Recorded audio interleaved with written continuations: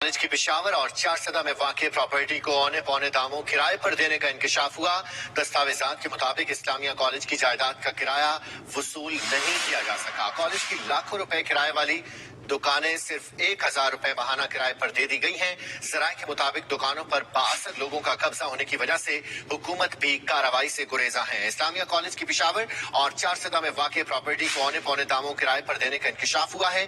दस्तावेजात के मुताबिक इस्लामिया कॉलेज की जायदाद का किराया वसूल नहीं किया जा सका। इस पर बात करने के लिए हमारे साथ मौजूद हैं ज़ीशान काकाखेल हमारे साथ मौजूद है। ज़ीशान, बताइएगा, इस्लामिया कॉलेज पिशावर और चारसदा की जो प्रॉपर्टी है उसको 62 अफराद को दे दिया गया है, क्या तफसीलात हैं आपके पास?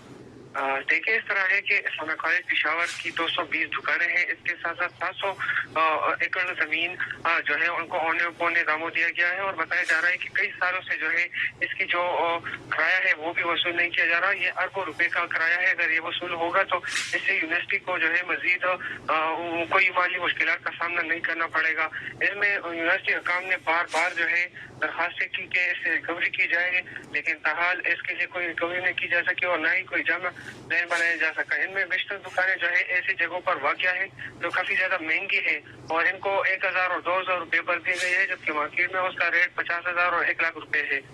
इसके साथ साथ इस दुकानों पर ऐसे 62 लोगों का जो है 62 लोगों ने ले रखा है किराए पर, जो कई सालों से किराए नहीं दे रहे हैं। जी, बहुत शुक्रिया ज़ीशान काकाखेल, नुमाइंदा पिशावर, हमें अपडेट कर रहे थे।